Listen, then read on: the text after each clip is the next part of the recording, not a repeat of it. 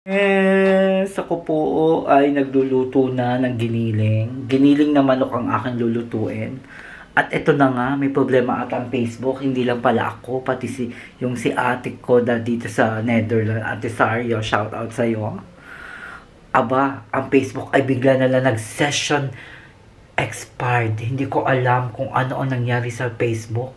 At alamin natin sa mga kaganapan sa susunod na mga minuto at araw. Ayoko muna mag-login. At alam nyo na baka mamaya ma-hack. Eh, hindi lang pala ako.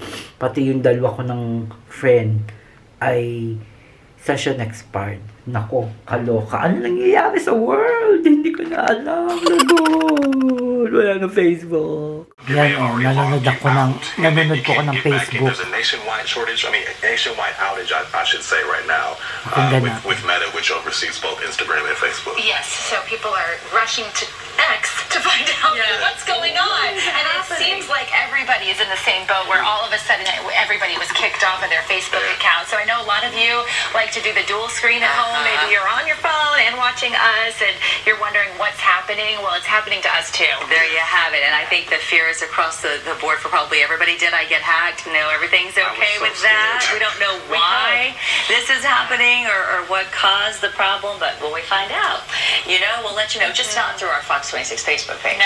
Okay? And then hopefully you know your password, because we all forgot our password. We all said at the same time, I don't even know how to get back in. Well, this will be interesting. It could be real interesting. Keep it right here, we'll keep you posted. So let's... Oh, they don't know also yet. Yun ang sabi, hindi din daw nila alam. Sa American, ako nanood sa Fox, hindi pa rin daw nila alam kung ano nangyari sa Facebook. Ay, naku, akala ko dinahak ako. My God! Hindi lang naman ako nag-confirm yung mga kaibigan ko. Tinignan ko na rin sa YouTube kung ano talaga ang nangyari ngayon sa Facebook. So, nothing worries. Basta alam mo lang yung password mo. Di ba? Habang ako nagluluto ng giniling. Ito pa yung isa na aking niluto, talong at saka yun nga. Tapos parang petchay dito, pak choy ng tawagin. Tapos nag-ano ko ng mainit na mantika na merong sibuyas, bawang at luya na merong yan yun. Yes, ibubuhos ang pakiramdam. Ibubuhos ang ganon. O, alam nyo na, ang sikreto malupit. Ngunit di pa lulupin. Charot. Yes, kain na. Ang jowa sumasandok pa. Yun o. Actually, papakita ko sa inyo yung giniling ko na mayroong patatas.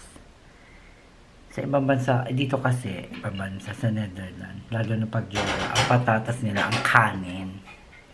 Pero sa atin, ganito, ulam pa rin to, di ba? Wala tayong kanin, dahil. Ang sarap. Kain na na. Tapos, Iets smakelijk. meron pa akong extra gulay. Kasi maghahanap to ng gulay. Hey there!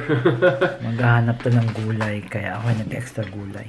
Halika na. Kain na tayo. I will try. Tatry daw niya. Lekker. Itatry daw niya. Lekker. One more time. Lekker! I boiled this one. So if you want it, just get it. But I fried the talong. Lekker. Napakaganda ng araw ngayon. Maganda tayong lahat. Kasing ganda natin ang araw today. Dahil maaraw ngayon sa Netherlands at walang pasok, si Kamimay ay tayo ay maglalakad-lakad dahil masakit na ang aking ulo kakahiga.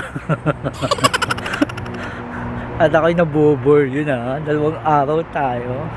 Ewan ko ba naman sa schedule. Hindi pa nga. Anyway, maglalakad tayo at tuklasin natin kung ano ang ating experience for today's videos. Okay, bye-bye. Yes, nagsisibulan na ang mga punong kahoy.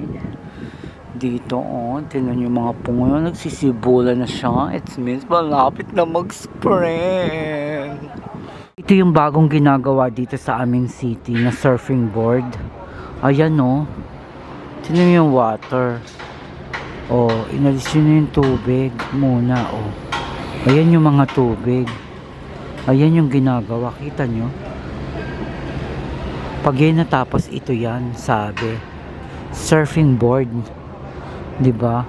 Ayun, bukas yung simbahan. Halika na. Bisita tayo. That's main purpose for today. Grabe, no? Let's see kung ano mga resulta nito, day. Tunggal lang, day. Engineer. Hello. Sa aking city. Sa aming city. Isa sa magiging tourist spot to. Itong ginagawang to for sure. Daming kabataan at mga surfer na pupunta dito. Sa mismong city. Wala magawa sila sa Paradise.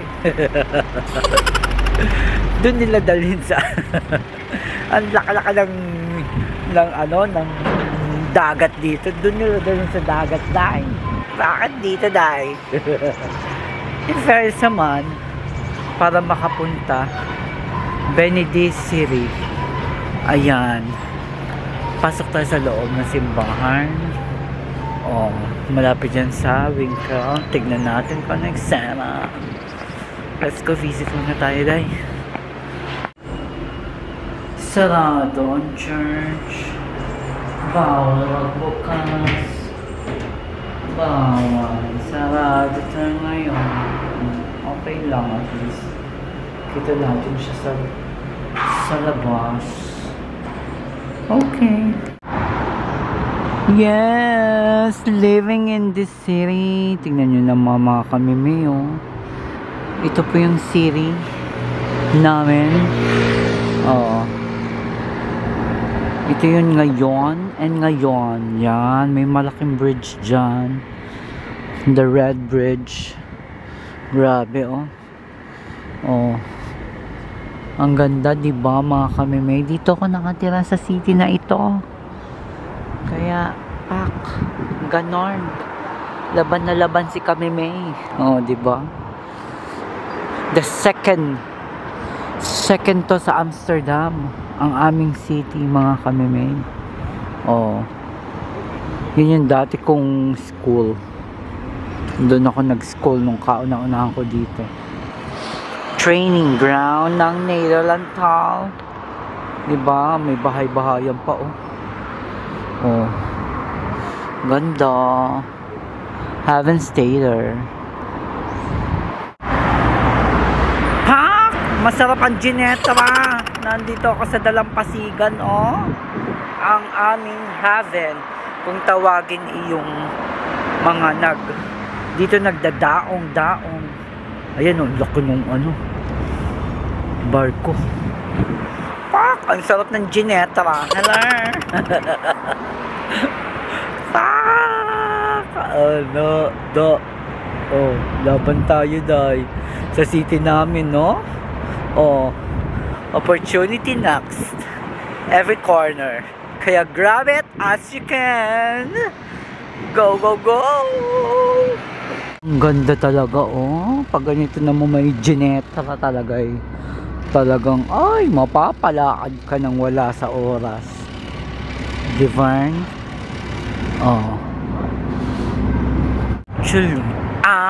Actually, pangarap ko talaga maupo dito. Baka may mga tae-tae, ha? Upo muna tayo, dahil naiihina ako.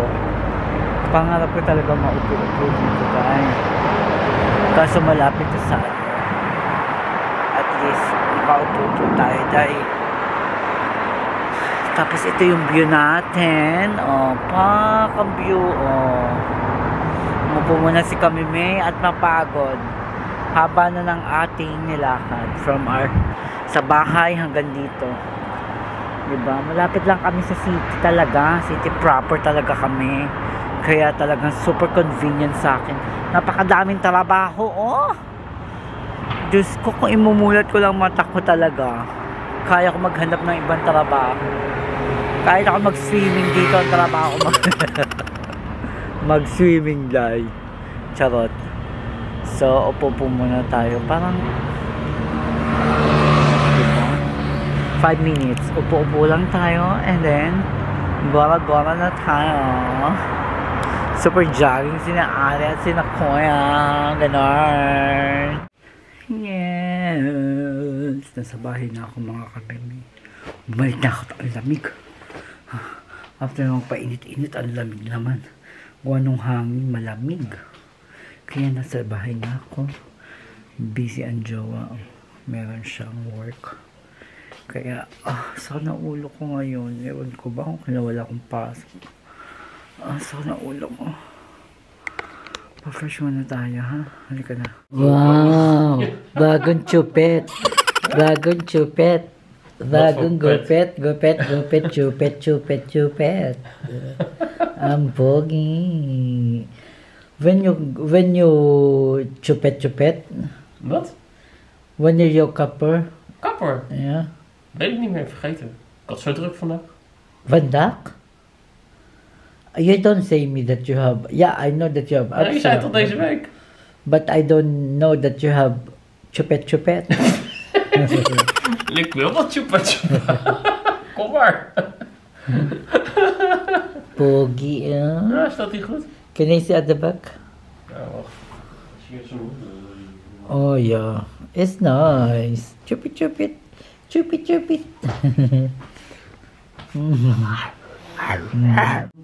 Ang pagkain ng mga Dutch, potato fried, at saka ito wheatloaf meatcast, tsaka hamburger. Ginagawa pa yung hamburger.